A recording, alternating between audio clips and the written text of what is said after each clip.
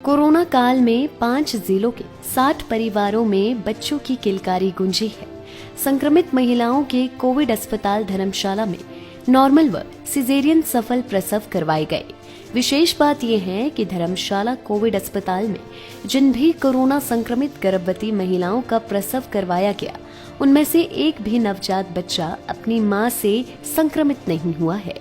Corona काल के दौरान जिला ऊना, चंबा व हमीरपुर से कोरोना संक्रमित गर्भवती महिलाओं को प्रसव के लिए धर्मशाला में बनाए गए कोविड अस्पताल भेजा जा रहा है। धर्मशाला में गर्भवती संक्रमित महिलाओं के लिए अलग से वार्ड की व्यवस्था की गई है।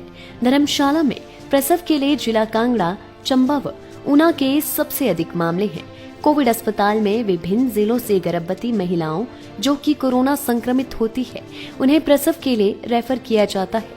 पिछले साल से शुरू हुआ ये सिलसिला अभी भी जारी है।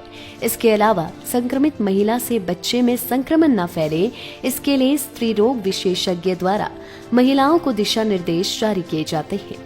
धर्मशाला अस्पताल के स्त्री रोग विशेषज्ञ डॉक्टर पंकज हीर ने बताया कि कोविड काल में अब तक कोविड अस्पताल धर्मशाला में जहां संक्रमित गर्भवती महिलाओं के लिए अलग व्यवस्था की गई है, तो वहीं वहां 60 सफल प्रसव करवाए गए हैं और नवजात बच्चों में से एक भी बच्चा संक्रमित नहीं पाया गया। उन्होंने बताया कि संक्रमित महिलाएं हालांकि अपने बच्चों को दूध पिला सकती हैं, लेकिन इसके लिए भी आवश्यक सावधानी अपनाना जरूरी है। कोविड अस्पताल है, पिछले तकरीबन जब से कोविड काल शुरू हुआ है तब से बात करें तो यहाँ पर जो है विशेष तौर पर जो कोरोना संक्रमित महिलाएं हैं उनकी जो है डिलीवरी करवाई जा रही है। तो अभी तक आपके माध्यम से कितनी यहाँ पर डिलीवरी जो है वो की जा चुकी है? अभी तक जब से कोरोना शुरू हुआ है, यहाँ पे कोविड डेडिकेटेड हॉस्पिटल जब से यहाँ शुरू हुआ है तब से टोटल 60 डिलीवरीज हम करवा चुके हैं। तो कहाँ कहाँ के जो पेशेंट हैं उसमें शामिल हैं? इसमें मेनली डिस्ट्रिक्ट कांगड़ा के अलग अलग hospitals, district Chamba, district Una और बीच बीच में हमीरपुर के भी कुछ पेशेंट्स आए हैं। तो कितनी सर्जरी के माध्यम से जो डिलीवरी है वो हुई है और कितनी सामान्य है जो डिलीवरी करवाई गई है? टोटल जब हम पिछले साल हमने जो डिलीवरीज करवाई थी उसमें से 33 हमने सिजेरियन के थ्रू कराई थी और बाकी 12 नॉर्मल डिलीवरीज हुई थी। और इस साल हमने 13 सिजेरियंस के थ्रू करवाई हैं और 12 नॉर्मल डिलीवरीज करवाई हैं, क्योंकि मेनली इसे ऑपरेटिव डिलीवरीज के लिए ही पेशेंट्स यहाँ रेफर होते रहे हैं। डॉक्टर साहब, क्योंकि कोरोना संक्रमण में देखने में आया कि लोग अपनों से दूरियां बना रहे हैं, ऐसे में आप लोगों के लिए कितना चुनौतीपूर्ण ये दौर है? क्योंकि एक कोरोना संक्रमित का जो डिलीवरी कराना, खुद को भी संक्रमण से बचाए रखना कितना चुनौतीपूर्ण रहा? जब शुरू में जब ये कोविड शुरू हुआ था थोड़ी हमें टेक्निकल प्रॉब्लम आई थी, लेकिन हम पहले भी HIV और HBsAg पॉजिटिव पेशेंट्स के केसेस हम करवाते रहे हैं, तो उसमें भी सेम प्रोटोकॉल रहता है। इस बार थोड़ा ये जो वायरस है ज़्यादा इन्फेक्शस है और थोड़ा पैंडेमिक की वजह से लोड थोड़ा ज़्यादा था, तो इस वजह से शुरू में हमें टेक्निकल प्रॉब्लम्स तो आई। PP किट्स पहन के उसकी वजह से थोड़ा ऑपरेट करने में मुश्किल रहती थी। फिर धीरे धीरे हमें अपने हॉस्पिटल के स्टाफ की से भी मदद मिलने लगी, स्टाफ भी मिला, गवर्नमेंट की तरफ से भी हमें काफ़ी मदद मिली। PP किट्स की हमें कभी कोई कमी नहीं आई, इंस्ट्रूमेंट्स की, स्टाफ की कभी कोई कमी नहीं आई। जो हम बोलते थे वैसा हमें मदद मिलती थी। तो धीरे धीरे अब तो हम काफ़ी उसे सामान्य तरीके से ही कर रहे हैं। क्योंकि संक्रमित महिला है, भय भी रहता है कहीं खुद को संक्रमण में ना आ जाए, और ये संक्रमण ऐसा है जो बहुत तेज़ी से ह्यूमन टू ह्यूमन ट्रांसमिट करता है।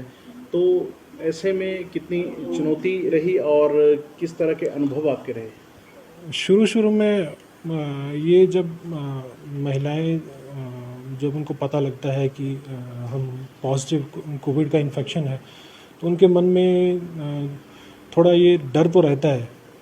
लेकिन जब हमारे पास आती थी तो हम उन्हें काउंसल करते थे, उनका डर दूर करते थे और साथ ही साथ हमें प्रिकॉशंस भी बताते थे। तो धीरे धीरे वो मतलब उनका भय काफ़ी कम हो जाता था और जब यहाँ से जाती थी तो अच्छे मन से और खुश होके ही जाती थी। डॉक्टर साहब, जैसे कि जो महिला संक्रमित हैं उनके बच्चा जो नवजात होता है उसका टेस्ट जो है कोविड का टेस्ट कितने दिन बाद किया जाता है? 3rd डे पे हम बच्चे का टेस्ट करवाते हैं। तो अभी तक सौभाग्यवश कोई बच्चा पॉजिटिव नहीं आया और पूरे इस 1.5 साल तकरीबन 1.5 साल के अंतराल में ज़्यादातर बच्चे जच्चा और बच्चा दोनों ठीक ठाक रहे। जिस तरह से संक्रमित महिला के आपने प्रसव करवाए हैं, साथ ही जब उन्हें अस्पताल से छुट्टी दी जाती है तो किस तरह के प्रिकॉशंस उन्हें अपनाने को कहा जाता है, क्योंकि बच्चा छोटा होता है तो किस तरह की सावधानियों के लिए? प्रिकॉशंस एक तो हम उनको होम आइसोलेशन के लिए बोलते हैं। दूसरा, बच्चे की जो फीडिंग है उसमें हम ये बताते हैं कि बच्चे को फीड तो अपना करवा सकते हैं, जब फीड करवाना है तो उस दौरान मास्क पहनना है, बच्चे को भी हो सके तो मास्क पहना के रखें। और उसके अलावा जब आपने बच्चे को सुलाना है तो थोड़ा 1 मीटर की दूरी बना के रखें। ये प्रिकॉशंस हम बताते थे। बाकी जो नॉर्मल प्रिकॉशंस बताते हैं वही बताते हैं। लाइफ टाइम्स टीवी के लिए धर्मशाला ब्यूरो की रिपोर्ट। हिमाचल के सबसे बड़ी ऑटो डीलरशिप गोयल मोटर्स में नौकरी करने का सुनहरा अवसर। सोलन, शिमला, सिरमौर और किन्नौर में चाहिए sales executive, service executive, field executive, motor mechanic और ड्राइवर। शानदार करियर संभावनाएं व इंडस्ट्री में बेहतरीन सैलरी पैकेज। तो आज ही कॉल करें 9418035372 पर और ईमेल से भेजिए अपना बायोडाटा hr@goilmotor.com पर।